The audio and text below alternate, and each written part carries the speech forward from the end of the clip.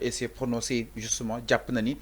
le processus mën nañoo permettre daal di egsi li nga xam ne moo di à stade te itam il sera libéré suñ ko li nga xam ne moo di justement processus bi may wala kon suñu xoolee li nga xam ne moo di ay dossier am te itam suñu yegsi si dossier am suñu jëree ñu libéré kuñ daal di koy libéré alors soit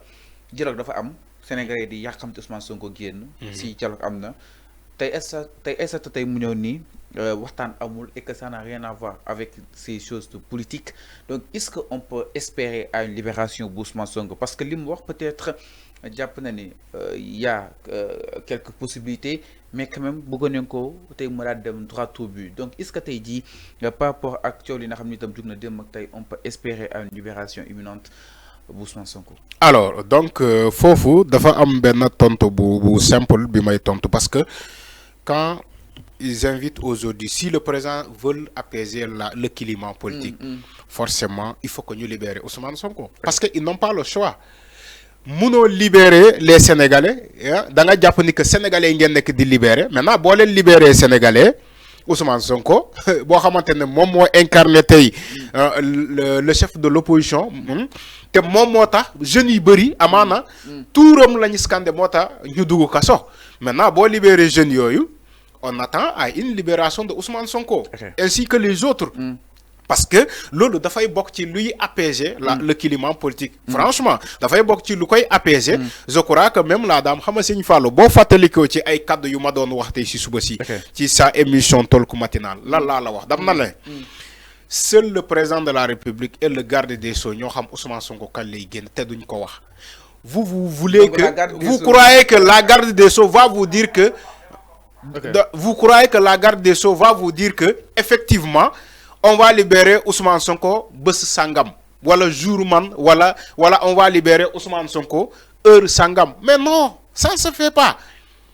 ça ne se fait pas je l'ai dit je crois je l'ai rappelé ce matin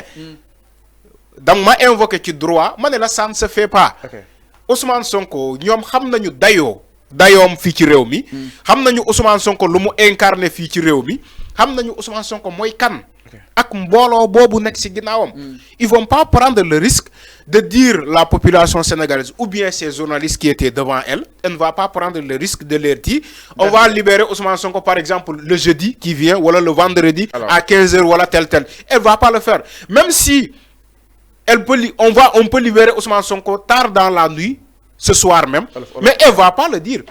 même bu fekkee mën nañu libérer Ousmane Sonko tey si guddi mais du ko wax devant les caméras du ko wax devant ces journalistes là day garder toujours le suspense day garder le suspense comme ça dam la ne ñoom ñoo yor kaaraange Ousmane Sonko xam nga kan moo nekk si ginnaaw Ousmane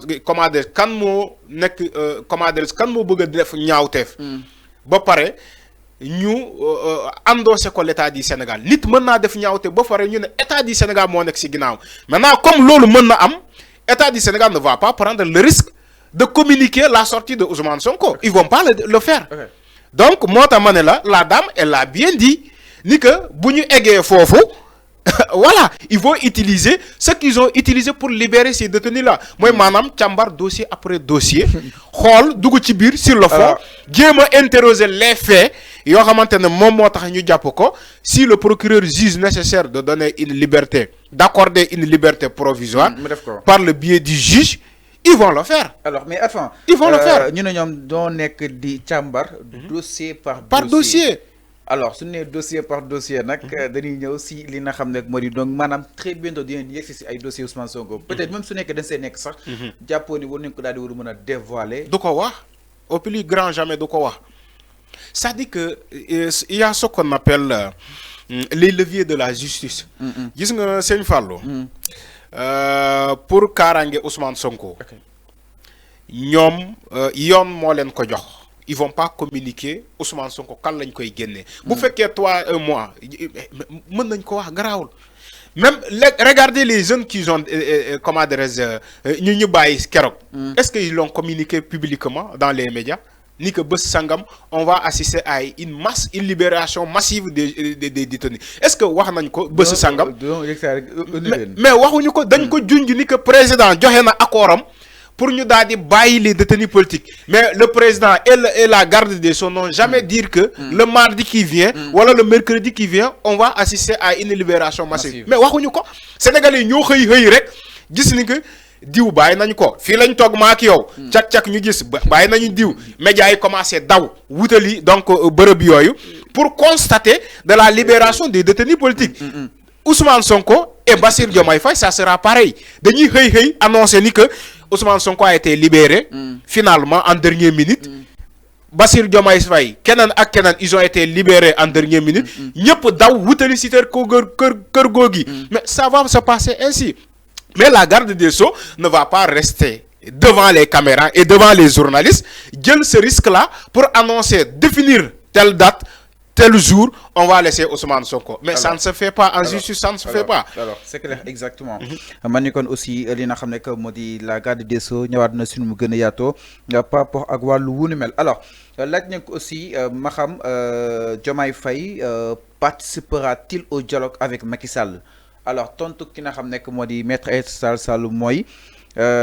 interrogé spécifiquement sur le cas de Bassirou Diomaye Faye. Moom daal di jàpp ni le ministre a clarifié les conditions nécessaires à sa participation au dialogue politique envisagé. Pour que Bassirou Diomaye Faye puisse prendre part au dialogue, il faudra d'abord qu'il bénéficie d'une liberté provisoire et qu'il accepte de participer à ce dialogue, a-t-elle déclaré devant l'administration judiciaire. Journaliste yi laaj nañ ko ma xam ki nga xam ne que moo di Bassirou Diomaye Faye mën na participer ci dialogue bi nee na pour Diomaye mën a participer ci dialogue bi il faut mu daal di sàkku liberté provisoire à ce que mu daal di koy am waaye itam moom mu décider sur pomme pour dem dialogue yi mu daal di koy am exactement. Mais est-ce que l'on nekkul une réponse terre à terre à fois? Non, c'est parce pas... que là où on parle justement de dialogue avec les candidats Ousmane